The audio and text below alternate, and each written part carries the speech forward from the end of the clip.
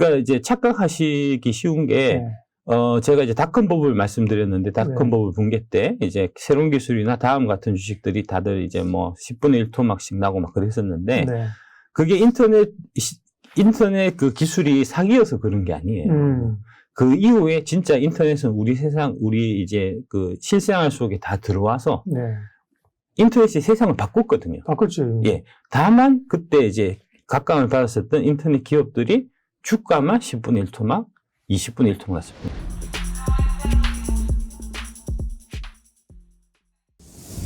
기술 발전이 다가 아니라 그게 이제 시대 정신을 얼마나 읽고 소비자들이 읽어주느냐가 중요하다. 그렇습니다. 예. 그러면 그런 관점에서 이제 어떤 산업을 봐야 되는 거예요? 그래서 2차 전지 산업을 봐야 된다는 겁니다. 이게 이제 2차 전지가 향후 10년 주도 섹터인 이유가 여기 XEB 트렌드 코리아 2022라는 데서 이제 그 조사한 건데 성인 남녀 2,098명을 대상으로 해서 이제 설문조사를 했는데 그 중에 95%가 전기차를 구매를 할 의향이 있다라고 대답을 했고요.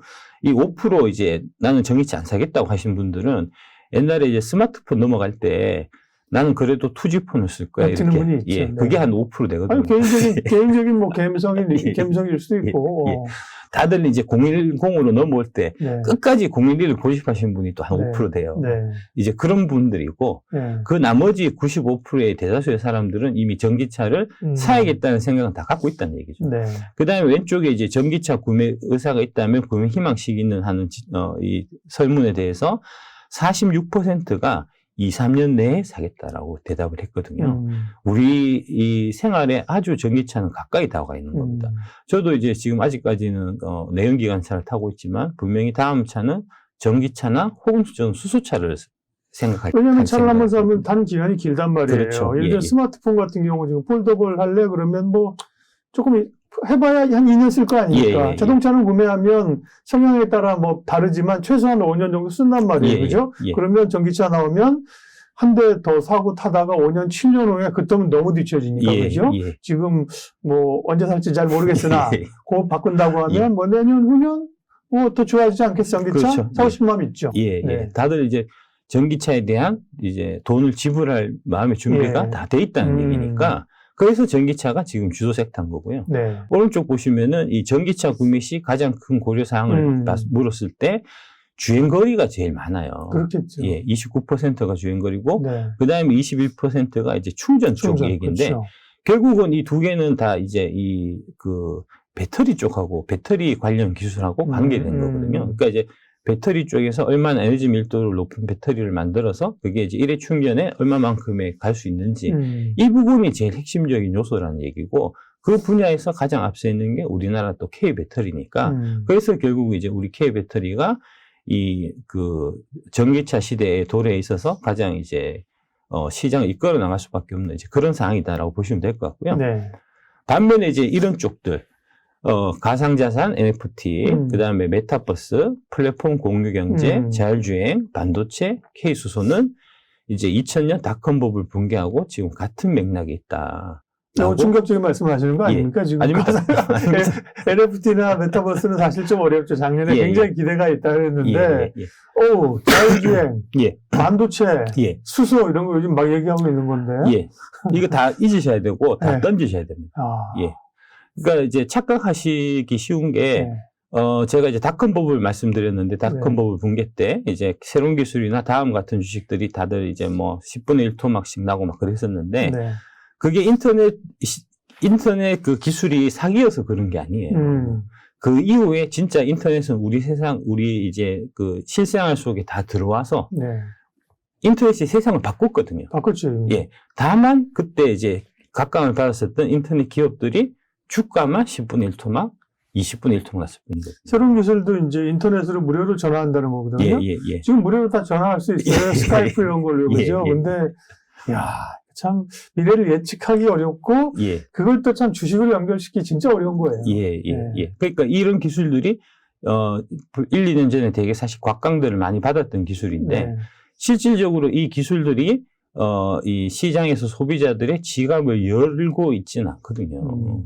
그 다음에 소비자의 지갑을 연다고 하더라도, 그게 이제 2차 전지나 이제 전기차나 이런 것만큼 거액의 돈을 지불하게 하진 않거든요. 그렇죠.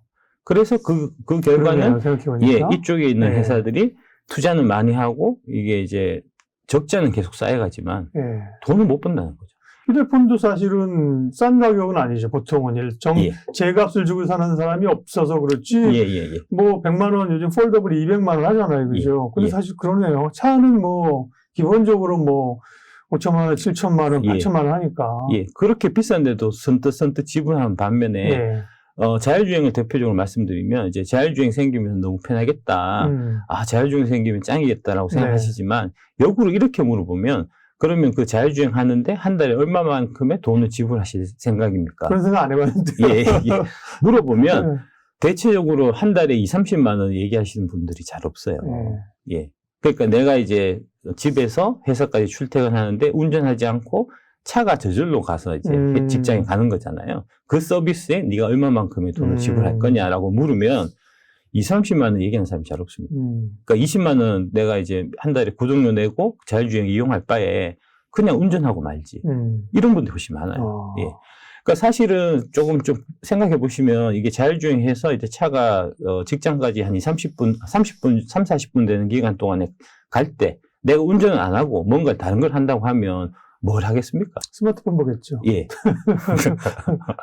자거나 졸거나. 예, 졸거나. 예. 스마트폰 꼭 운전할 때 출근 중에 안 봐도 되잖아요. 스마트폰 안 보고 그냥 이제 이어폰 꽂아서 듣고 가도 되잖아요. 굳이 그게 효익이 없거든요. 그러니까 뭐 예를 들어 갖고 이제 자율주행 하는 동안에 막 뭐 일하고 뭐 이제 PC 작업하고 막 이런 거 말씀하시는 아니 자율주행 되면 얼마나 좋겠어요. 자율주행 시대가 도래하면 우리는 그런 시대가 진짜 올까? 정말 빨리 이런 생각만 하지. 거기에 대해서 돈을 낸다는 생각 한 번도 안 해봐요. 그러니까요. 다 공짜로 주는 줄 알고 공짜로 주면 참 좋겠다고 생각하지만 공짜로 주면 자율주행 만든 회사는 뭘 먹고 살겠습니까? 그 자율주행 서비스에 얼마만큼의 돈을 페이를 받을 수가 있을까라는 관점에서 생각해 보면 자율주행이 그렇게 매력적이지 않아요. 자율주행이나 뭐 수소나 이런 데 투자하시는 분들도 계시니까 뭐 디스라기보다 미래를 읽은 건데 굳이 뭐 그 얘기보다는 그 2차전지 얘기를 더 집중해서 하겠습니다. 세상이 바뀌는 트렌드를 읽어라. 메가 트렌드를. 소비자들이 어디에 돈을 쓸 것인지 기술이 현실적으로 돈을 만들어내는 쪽에 투자를 하라고 말씀을 하셨고요. 성장률을 잊어라. 그리고 2차 전지가 그 핵심 그 변화하는 축에 서 있다는 얘기인데 그럼 좀 더 구체적으로 지금은 이제 미래 트렌드를 얘기하는 거고요. 2차 전지가 실제로 내년에도 주도주가 될 수밖에 없는 되는 이유를 좀 더 구체적으로 얘기해요. 일단은 이제 글로벌하게 경쟁력이 있어야 되고요. 그렇죠. 산업 자체가 이제 우리나라 이 산업 중에 보면 아까 이제 수소를 제가 말씀드렸는데 K수소를 말씀드렸는데 수소는 안타깝게도 우리가 세계적인 경쟁력이 있는 분야가 아닙니다. 그래요? 유럽이 오히려 훨씬 우리보다 앞서 있습니다. 그러니까 이제 시장을 선도할 만큼의 기술력을 갖고 있는 수소 회사가 잘 없어요, 사실.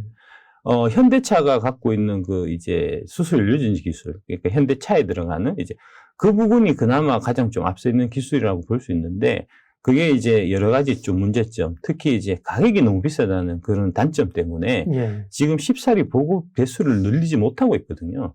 그래서 이제 그 관련된 밸류 체인들 같은 경우도 좀 어려울 거고, 시장이 개화되는데 저희는 시간이 뭐 2028년이나 2030년 정도 돼야 된다고 봅니다. 그때까지는 사실 이거는 기대감 뿐인데 기대감에 비해서 지금 현재 주가는 너무 오버밸류 돼 있다는 거죠. 그에 비해서 이제 2차 전지는 지금 우리 생활 이제 가까이 지금 현재 실제로 다가와 있고 많은 사람들이 2차 전지가 이제 탑재되어 있는 전기차를 사기 위해서 기꺼이 돈을 지불하고 있는데 그래서 실적이 지금 실질적으로 나오고 있는데 그에 비해서 밸류에이션은 너무 낮다는 겁니다. 지금 이거를 제가 한번 보여드릴게요. 그러게요. 이게 하나증권에서 추정한 이제 23년 추정 PER을 제가 갖고 왔는데, 여기를 보시면은 2차 전지가 가장 싸다는 걸 확인하실 수 있을 겁니다. 대표적으로 지금 이제 삼성전자 같은 경우가 PER이 16.2배고요.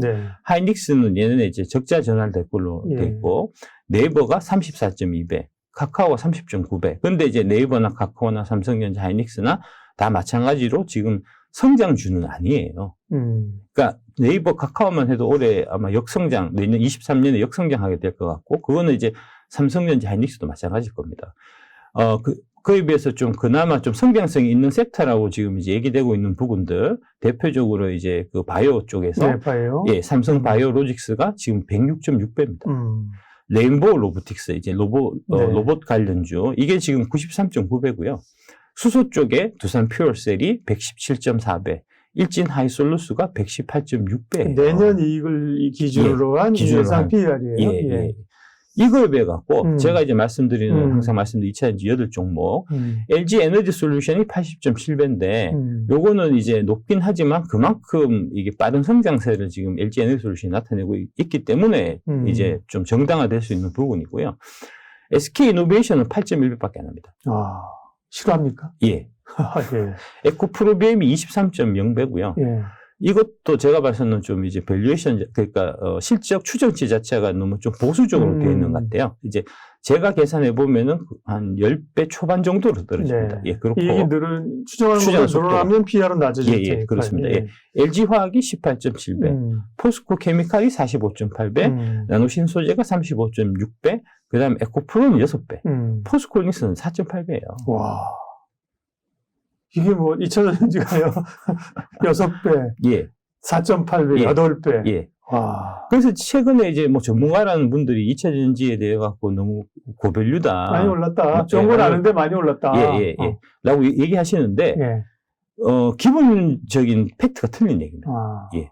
이게 이제 PR이 높은 거는 이제 성장성이 그만큼 뒷받침이 돼 있어야지 그 높은 PR이 이제 그 정당화가 되는데, 네. 일단 기본적으로 2차 전지 쪽 산업이 내년에 기본 50%, 100%, 많게는 한 200% 정도 이제 이익이 성장할 거는 누구나 다 자명한 사실이잖아요. 그러면은 거기에 맞춰서 PR이 50배, 100배가 돼도 사실은 전혀 비싼 게 아닌데, 지금 여기 보시듯이 PR 자체가 그렇게 높지가 않습니다. 오히려 이제 실적이 그렇게 삼성 바이오로직스 같은 경우가 제가 보니까 23년에 그 영업이익 증가율이 한 20, 30% 정도 성장하는 걸로 되어 있더라고요. 그런데 그 주식이 지금 106.6배고, 네이버 카카오 같은 경우는 내년에 분명히 실적이 줄 텐데, 그런데 이 주식들이 34.2배, 30.9배니까 정확하게 밸류에이션을 해보면 2차 전지가 지금 가장 싼 상태입니다.